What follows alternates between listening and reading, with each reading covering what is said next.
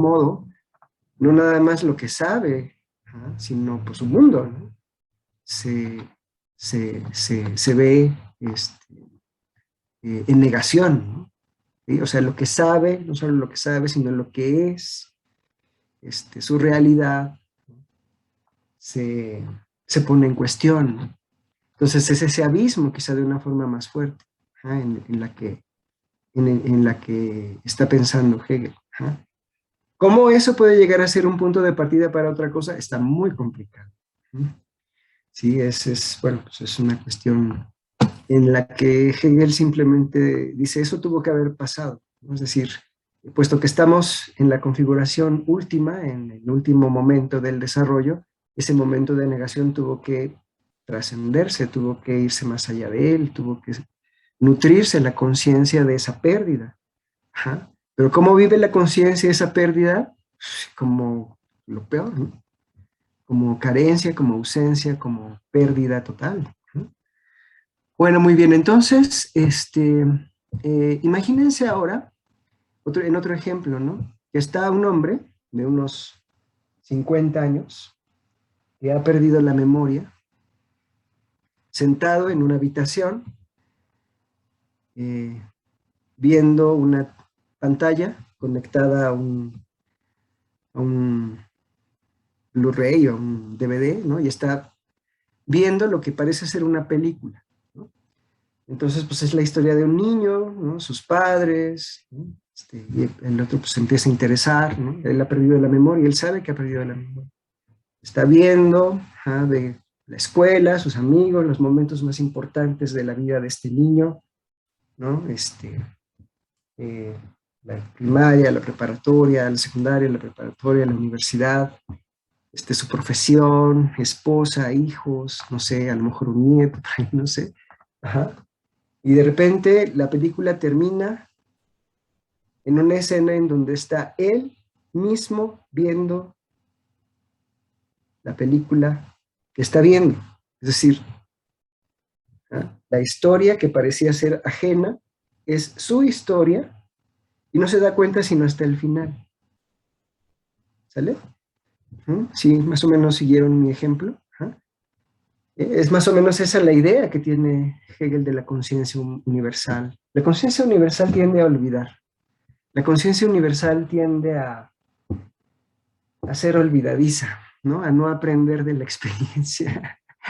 Ajá. Entonces, este camino para ella es doloroso porque no nada más ve cómo va perdiendo las cosas que va sabiendo, sino que no, o sea, no le gusta recordar. No le gusta, básicamente, no le gusta tener esa experiencia de las experiencias, ¿no? Entonces, va articulando ese proceso, ese desarrollo, y al final, esa historia necesariamente va a llegar a ser ella, la conciencia misma, ¿no? Como este hombre que está sentado frente a una pantalla, viendo lo que parece ser la historia de alguien que no conoce, pero se interesa en ver quién es, y al final resulta que es él, ¿vale? Entonces, la meta se halla allí donde la historia no necesita ir más allá de sí, y el concepto corresponde al objeto y el concepto al objeto. La historia que he estado recordando, que he estado reconstruyendo, necesariamente va a llegar al presente, al momento en el que estoy haciendo este examen, y coincide sujeto y objeto. Lo que sé de mí es lo que he construido, ¿no? Lo que sé de mí es lo que he reconstruido, lo que he recordado, ¿no? Y la forma como he integrado cada uno de los momentos, ¿de acuerdo?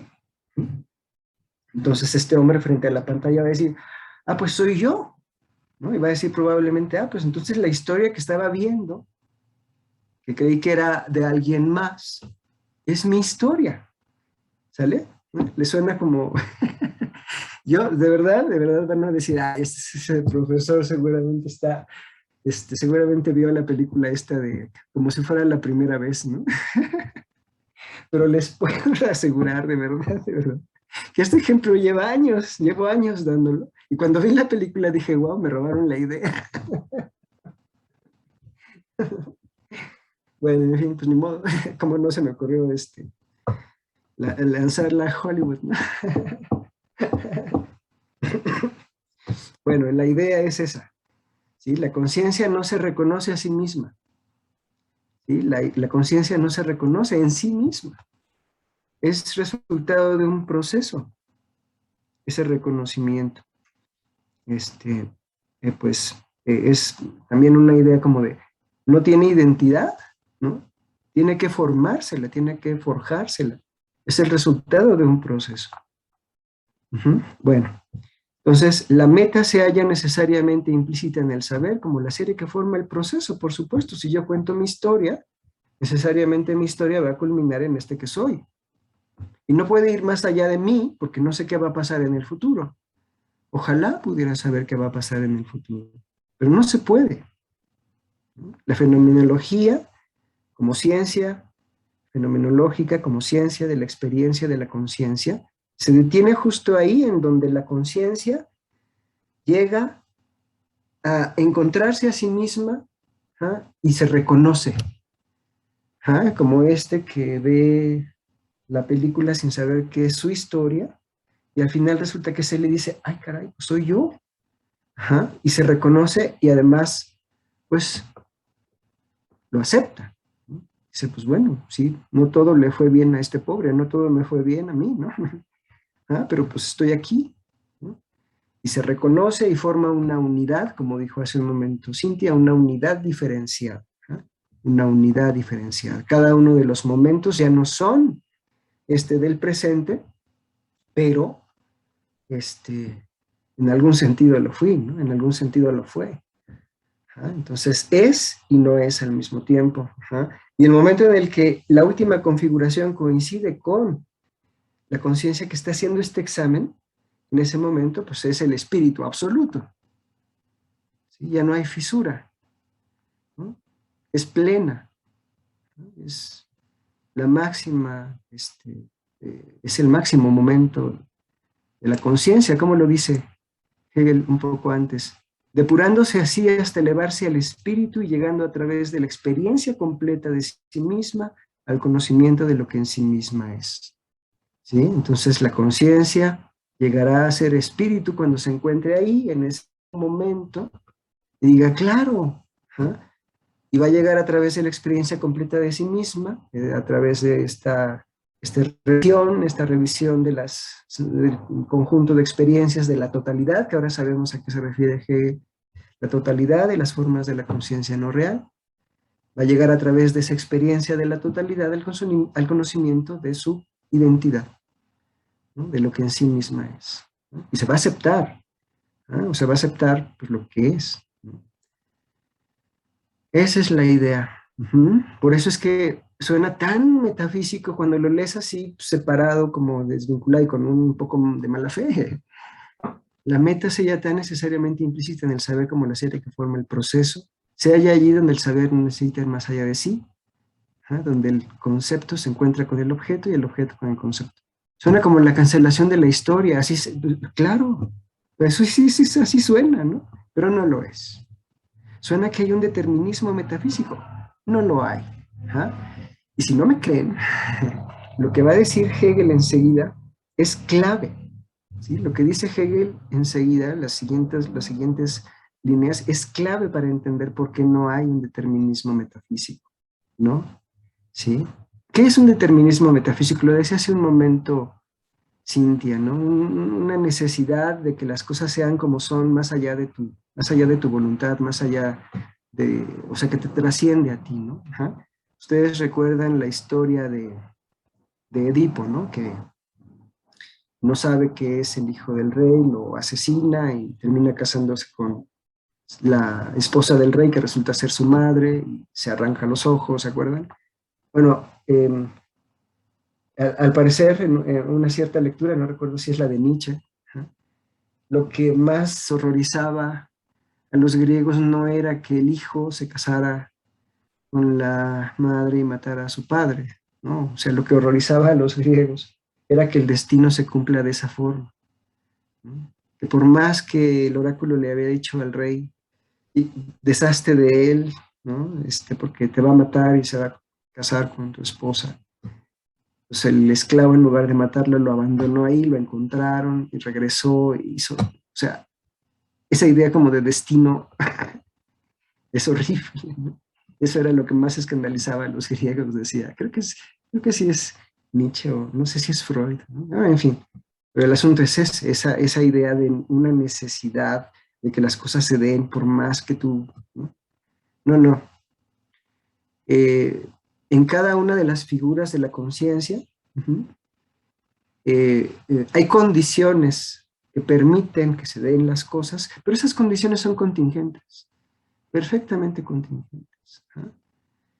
La necesidad se puede ver hacia el final, ¿no? La necesidad se puede ver hacia el final, ¿no? Como les decía yo la clase pasada, ¿no? Para estar ahora dándoles clase en este momento, ¿no? Pues tuve que haber entrado a la facultad, tuve que por lo menos haber terminado la licenciatura, ¿no? Tuve que haber hecho un trámite para poder hacer esto que estoy haciendo, ¿no? Y ese tener que, ¿sí? Pudo no haberse dado. La clase pasada les comentaba, ¿no? Cuando entré a la facultad no me fue nada bien. Yo creí que no iba a regresar, ¿no? Pero pues aquí estoy, ¿no? Entonces la idea es esa, ¿no? Las condiciones en cada uno de los momentos, incluso en el momento del espíritu absoluto, son perfectamente contingentes. Pero si se dan, o sea, si se da esa configuración, ajá, es necesaria para poder explicar ese desarrollo. ¿Sí? Es necesario entender a Hegel, digo yo, ¿no? A lo mejor mis colegas de teoría del conocimiento dirán, pero ¿por qué les estás dando a Hegel? Pues porque es necesario entender a Hegel para entender lo que vino después. La filosofía analítica, el positivismo lógico, el pragmatismo clásico. Pues sí. En fin, bueno. Entonces, lo que sigue es muy importante. ¿Ah? Vamos a hablar de la primera configuración de la conciencia. ¿Ah? Vamos a hablar de la primera configuración de la conciencia. La primera configuración de la conciencia nos va a explicar por qué esta progresión hacia la meta es incontenible y no puede encontrar satisfacción en ninguna estación anterior, que es lo que acabamos de leer justamente hace un momento. La progresión hacia esta meta es también, por tanto, incontenible y no puede encontrar satisfacción en ninguna estación anterior. ¿Por qué no? Bueno, porque si yo hago un examen de mi vida y pretendo que este desarrollo, o esta investigación de quién soy yo se detenga cuando tenía 23 años, que siempre digo, los 23, qué momento tan padre. Fue cuando regresé a la facultad, ¿no? Dije, ¿no? Ahí se detiene. No, pues no. No, porque el presente no es lo que fue, ¿no? O más bien lo que fue no es lo que es el presente. ¿No? Sí se ve. No hay satisfacción en ninguna estación anterior. ¿Mm? Y ahora voy a explicar por qué, ¿no? Lo va a explicar Hegel ahora. ¿Mm? Fíjense bien. Si tienen su texto ahí, ahora les voy a pedir que subrayen. ¿Ah? Dice Hegel, lo que se limita a una vida natural no puede por sí mismo ir más allá de su existencia inmediata, sino que es empujado más allá por un otro, y este ser arrancado de su sitio es su muerte. ¿Mm?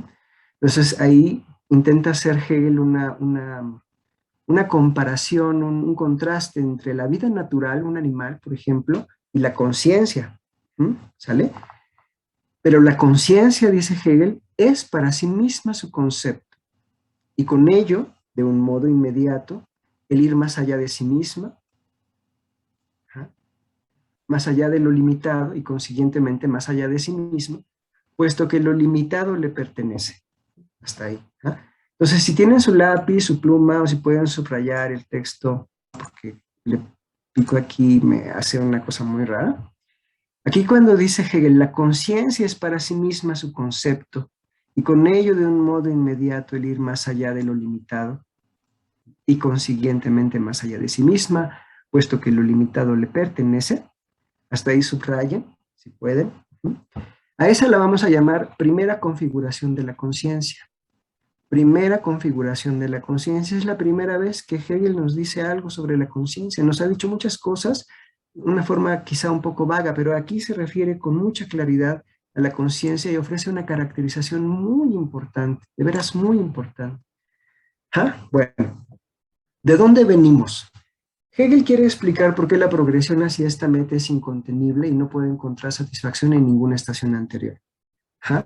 Quiere explicar el movimiento, quiere explicar por qué la conciencia se mueve, por qué la conciencia niega, por qué la conciencia duda. Ujú.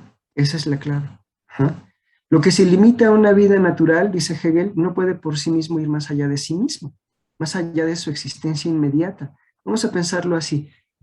Eh, Vamos a pensar en el oso, en un oso en el bosque. ¿No?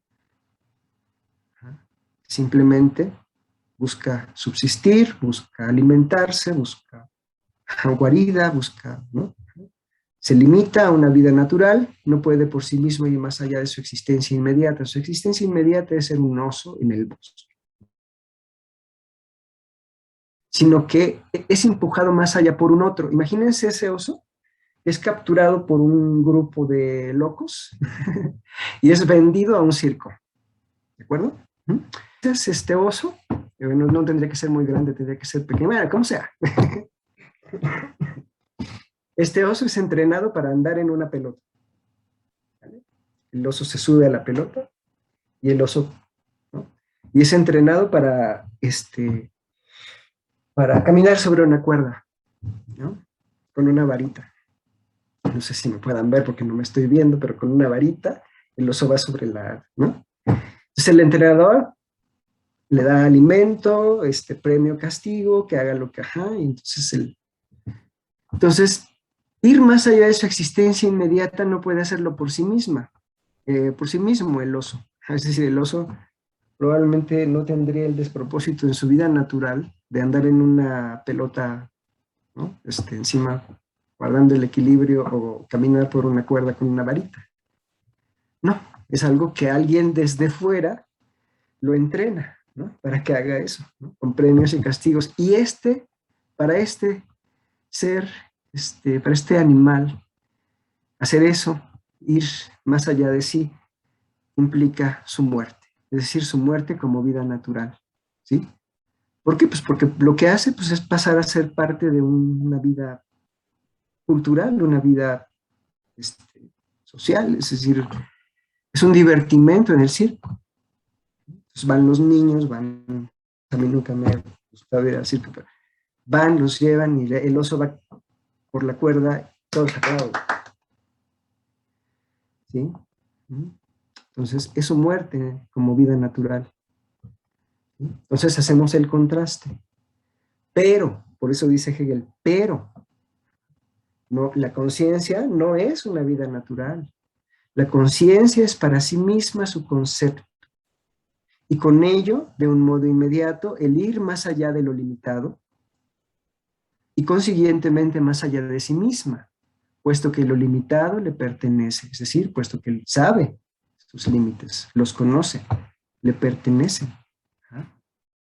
Entonces, la diferencia entre, aquí como la va a plantear Hegel un poco así de una forma, pues, a lo mejor no están de acuerdo, ahora podemos entrar en esos detalles, pero lo que dice Hegel, así muy a grandes rasgos, es que lo que se limita a una vida natural, ¿ah?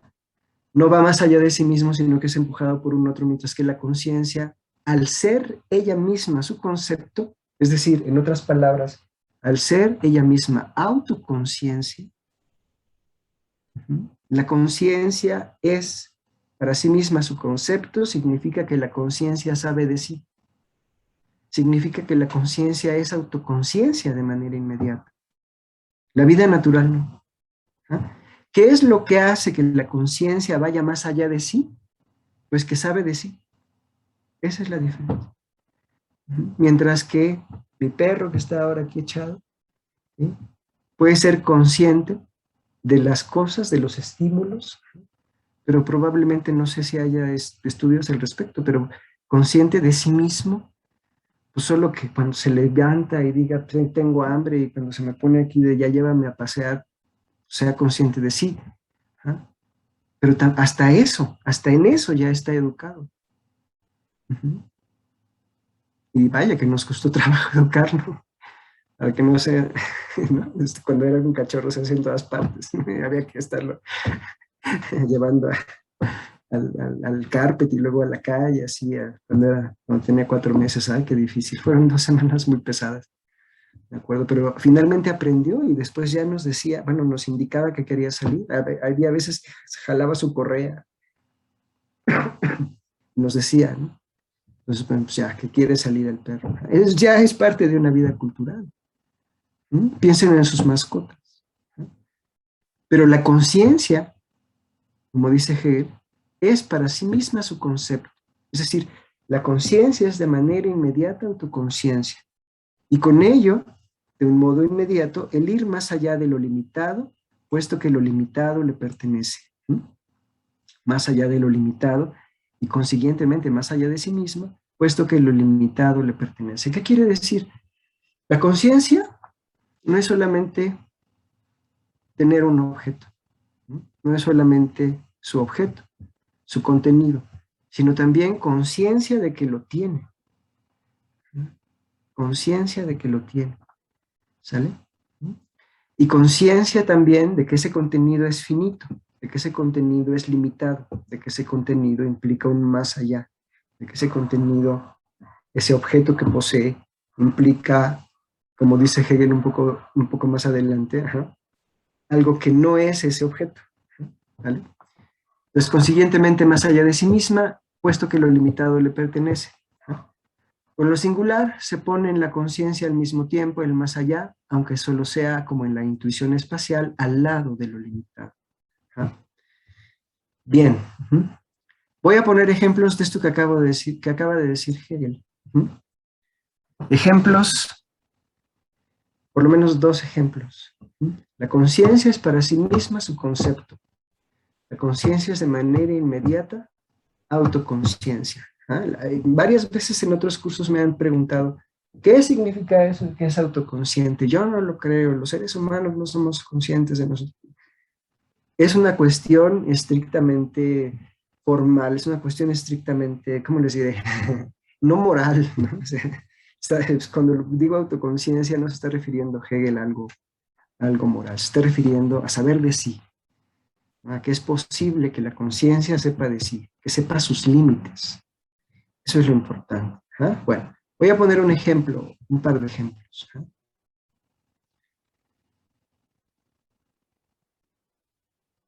No recuerdo bien si fue en las Olimpiadas de México 68, pero probablemente fue ahí, en donde, pues, al llevar a cabo un salto, tradicionalmente desde los Juegos Olímpicos de la era moderna, en los, que fue, creo, 20 o 30, 20 o 30, ¿ah? Empezaron a darse otra vez. ¿Ah? Ese salto, el salto de altura era de frente, corrían de frente y saltaban así. Estaba la varita, venían corriendo, saltaban así, ¿no? Abrían el compás de las piernas, saltaban, caían del otro lado. Y creo que fue en 1968 cuando un húngaro, no recuerdo mal, ¿no? Corrió hacia la varita, y en lugar de saltar de frente, saltó de espalda. Por supuesto, pues el hombre medía, ¿no? Altísimo. La varita pues le cayó en las rodillas, ¿no? Y los jueces de inmediato fueron a ver el manual, ¿no? De reglas, y en las reglas no decía absolutamente nada acerca de saltar de espaldas, que estaba prohibido, que estuviera prohibido. Así que se lo dieron. Y el hombre ganó, pues porque subieron la varita, siguieron subiéndola, él seguía saltando de espaldas, los demás seguían saltando de frente, pues nunca pudieron, ¿no? Saltar así. No estaban entrenados para ello. Y no sé si ganó esa, si ganó las siguientes y otras más, ¿no? Ese salto, ¿no? La idea es la siguiente, ¿no? La conciencia es para sí misma su concepto. Con ello, de un modo inmediato, conocer sus límites. ¿Ah?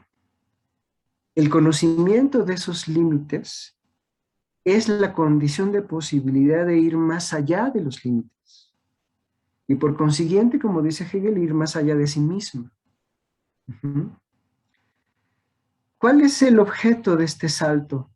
Que todavía, todavía en las Olimpiadas pasadas pudieron ver si les agradan los Juegos Olímpicos, pues creo que la altura es un 80 y no sé qué. Ajá. Es decir, los tipos corren, bueno, las chicas, los chicos corren y se avientan de espaldas y caen en un cojín, ¿no?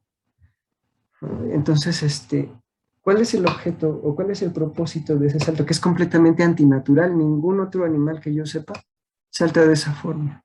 Los monos, no, saltan hacia adelante, hacia el frente. No. Este salto que es completamente artificial, que es completamente producto de la mediación, de la reflexión, tiene como propósito justo eso, ganar la altura. El eje, el punto de, de gravedad cuando saltas de esta forma es mucho más bajo que si saltas de espalda, ¿no? Se arquea la espalda y entonces el punto que permite pasar la varita, esta, que no está sostenida por nada más que por dos bastoncillos ahí, a la menor insinuación se cae. Ajá. Es posible saltarla, es posible evitarla, porque este punto de flexión, ajá, la espalda es mucho más alto, o bastante, un poco más alto, por lo menos, que el punto en donde está la cadera, donde se abren las piernas. Entonces, este salto no es el resultado de algo accidental. Este salto no es el resultado de un hallazgo, ¿no? No, es el resultado de una mediación. ¿Qué quiero decir cuando digo mediación? De una reflexión. Ajá. Por supuesto, después de esas Olimpiadas, pues los atletas tuvieron que investigar cómo hacer el mismo salto y mejorarlo, ¿no? Y digo, ahora pues las alturas que se alcanzan son enormes. Bueno, entonces este es un ejemplo de cómo la conciencia sabe sus límites y al saberlos puede darse cuenta de cómo ir más allá de ellos. Ajá. No es entonces que un otro, como dice Hegel, ¿no? Que un otro venga y te imponga algo, ¿no? Sino que es la propia conciencia la que, con base en su propio conocimiento, el conocimiento de sí mismo, puede ir más allá de sí misma porque conoce lo limitado, ¿no? No podemos volar por nosotros mismos y sin embargo hemos creado máquinas para volar. No podemos nadar, sobrevivir mucho tiempo debajo del agua y sin embargo hemos construido herramientas tecnológicas para hacerlo. Estaciones, ¿no? No podemos ir al espacio por nosotros mismos y sin embargo hemos construido naves para poder hacerlo. ¿Sí? ¿Por qué? Bueno, un poco la explicación de Hegel es porque la conciencia es para sí misma su concepto, ¿sí? Otra forma en la que también lo menciona un poco Hegel es que la conciencia siempre está insatisfecha, ¿no? ¿Sí? Al conocer cómo es, al saber de sí, se da cuenta de sus límites y dice, ay, pobre de mí, ¿no? ¿Cómo le hago para no estar en esta situación? ¿No? ¿Mm? Claro, ajá, está hablando de la conciencia universal, Hegel. Ajá. Entonces, esta conciencia, Hegel dice, ajá, la conciencia humana, ¿no?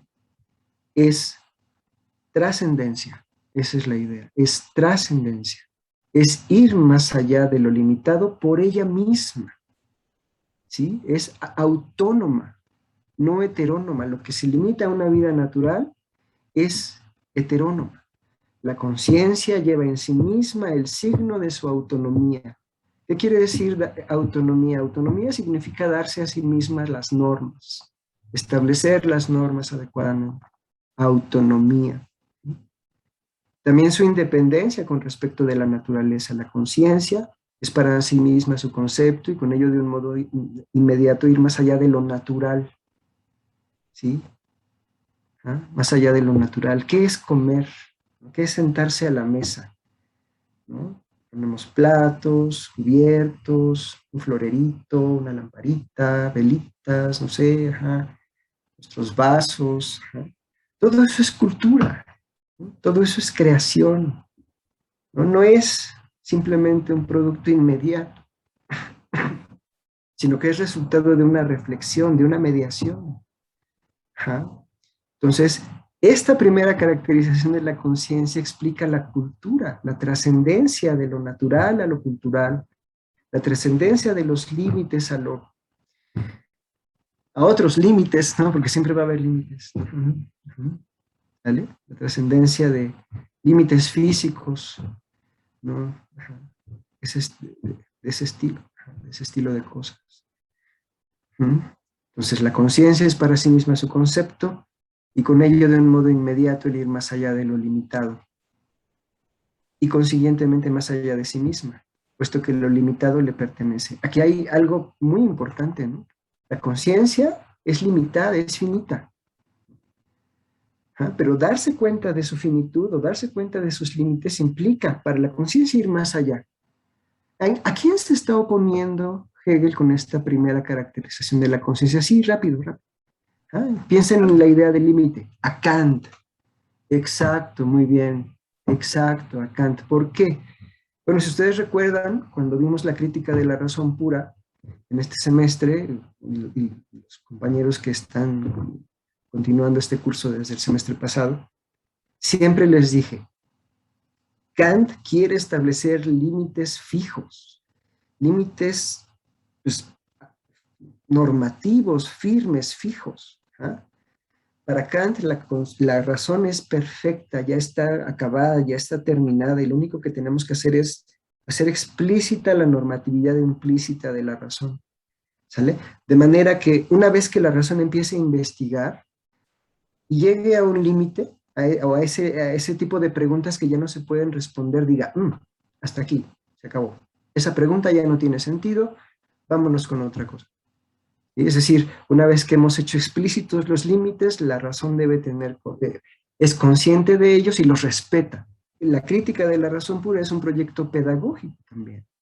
¿Sí? Es mostrarle hasta dónde tus preguntas tienen sentido, hasta dónde tus leyes tienen sentido, tus conceptos, tu investigación, tu ciencia tiene sentido. Fuera de eso ya no. Entonces, una vez que tengo conciencia de los límites, al llegar a ellos, al hacer una pregunta que ya sé que ya no se va a poder responder, pues ya, se acabó. O al plantear un concepto que parece que ya no va a poder ser, ¿no?, objeto de experiencia posible, pues ya, ¿no? ¿Qué es lo que nos está planteando aquí Hegel? Lo que nos está planteando Hegel es tú dale a la conciencia un límite y la conciencia verá cómo lo rebasa. Esa es la lección que aprende Hegel de Kant y de sus alumnos, ¿no? De los alumnos de Kant.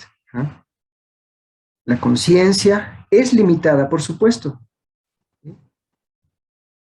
Pero mostrarle sus límites o hacerla saber sus límites no implica en lo absoluto que la conciencia se quede quieta y satisfecha, ¿no?, y sea plena. Al contrario.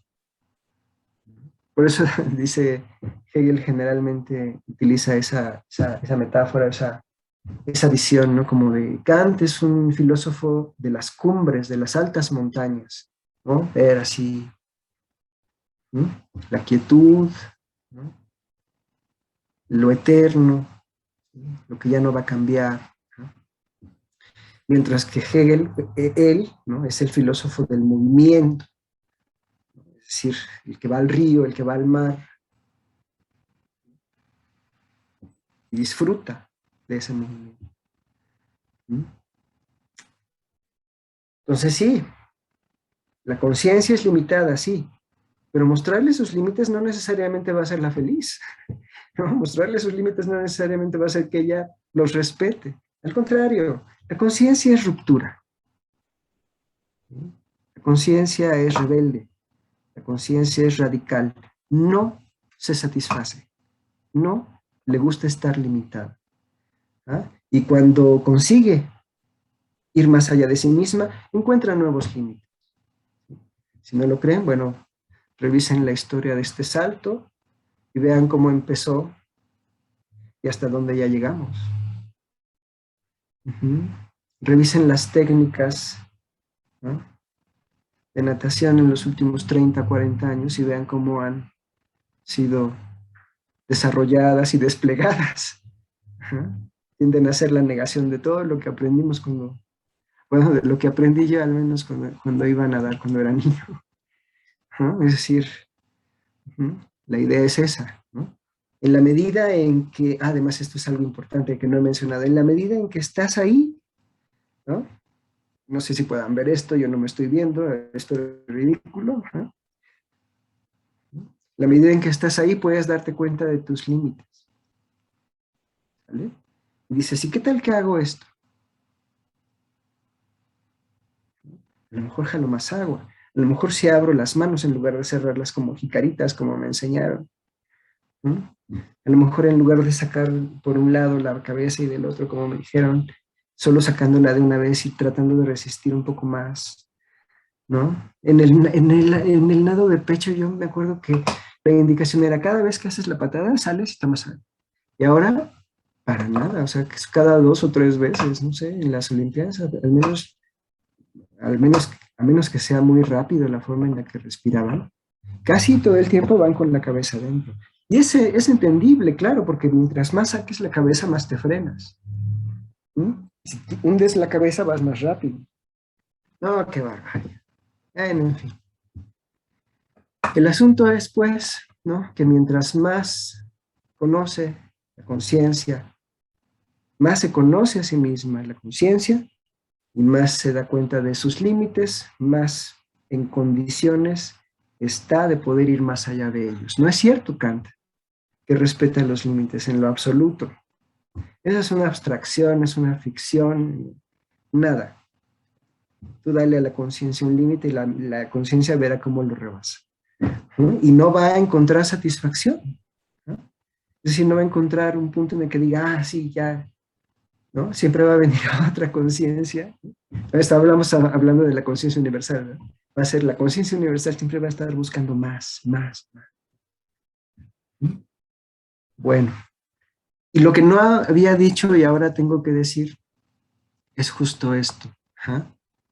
No es a priori en donde puedes darte cuenta de los límites, no, es en el desarrollo. El desarrollo te va a mostrar los límites.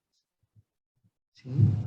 Piensen cuando eran niños, cuando no podían caminar, cuando no podían hablar, ¿sí?, cuando no podían expresar lo que sentían, ¿no?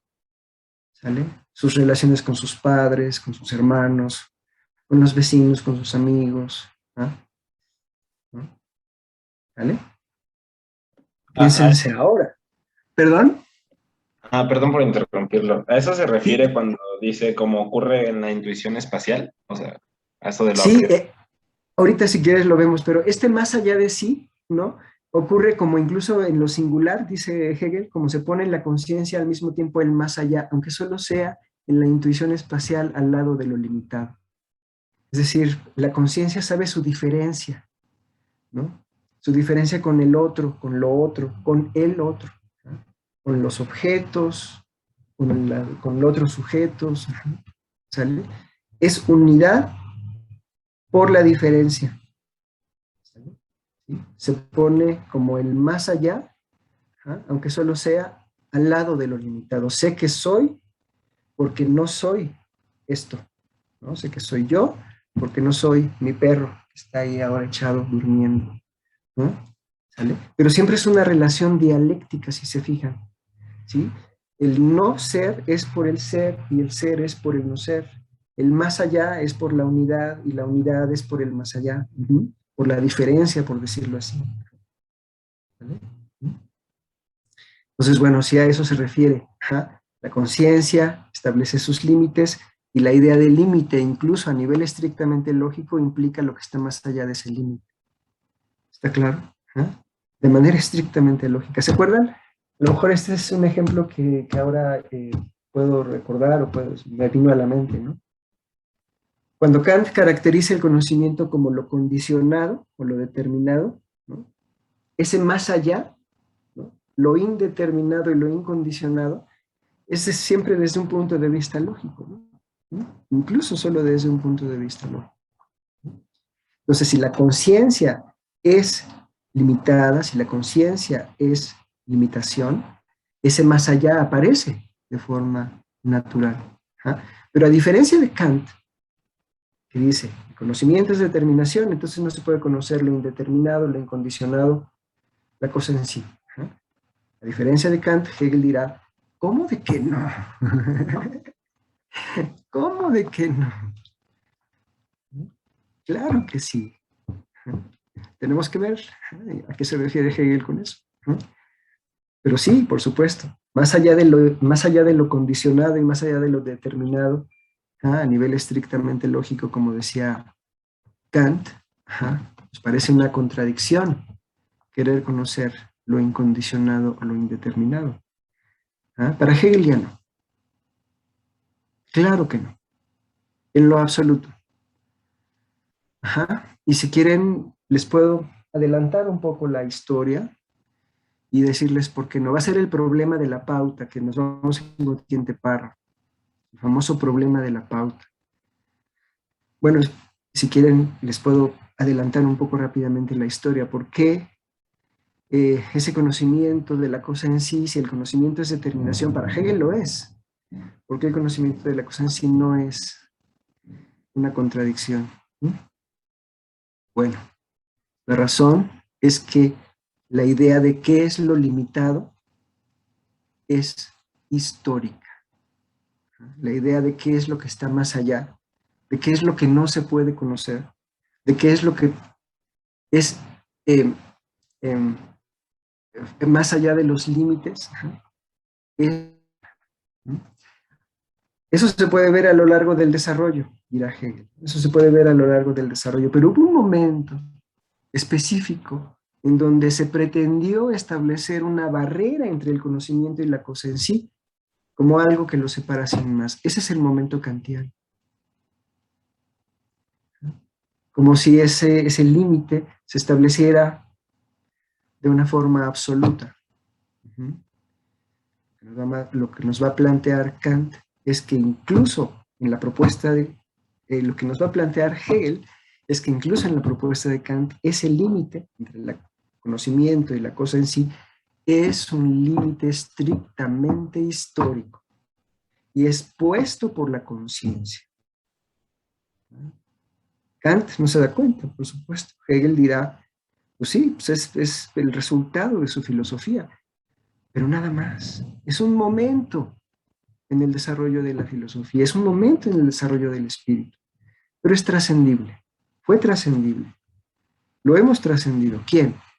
Hegel. Bueno, hacia allá nos dirigimos. Por eso es que no es contradictorio, es relativo.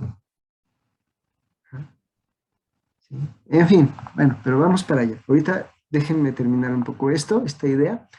Lo que estaba diciendo es que esta reflexión de los límites y de ir más allá de los límites, no es una reflexión a priori, no es una reflexión formal, ¿no? Es en el desarrollo en donde me doy cuenta de eso. Es en la acción, es en la práctica, es en la transformación de lo real en donde me doy cuenta de eso. Es en el agua en donde me doy cuenta de eso, es saltando en donde me doy cuenta de que puedo ir más allá de mí mismo, más allá de los límites, ¿no? Y no fuera sentado en el café. No. En fin, puesto que lo limitado le pertenece. Con lo singular, la conciencia se pone, no, con lo singular se pone en la conciencia al mismo tiempo el más allá. La otredad, lo otro, aunque solo sea como en la intuición espacial, al lado de lo limitado. Conozco mis límites, conozco mi cuerpo y sé que lo que no es mi cuerpo, o lo que no soy. ¿Sí? Esa relación es muy importante y es una relación dialéctica, de ida y vuelta, de afirmación y negación. En ningún caso, para Hegel, hay una anterioridad lógica respecto de una de la otra. No, una es por la otra y esta es por aquella. En fin. ¿Qué es lo que soy, diría Hegel? El resultado de las relaciones, ¿no? De mis relaciones, ¿no? Con los otros, con las cosas, con los objetos, esa es la idea. Si me permiten, vamos a continuar. Fíjense, perdón, tengo un poco de tos. No se espanten, solo es una gripa. Dice Hegel, por tanto, la conciencia se ve impuesta por sí misma esta violencia que echa a perder en ella la satisfacción limitada. Wow, eso está genial lo que dice ahí, ¿no? La conciencia se ve impuesta por sí misma, no por un otro. Como en el caso del oso o de mi perro, ¿no? Bueno, no es que yo haya ejercido violencia, pero pues si vemos un perro como es así, un perro salvaje, es completamente diferente a cómo es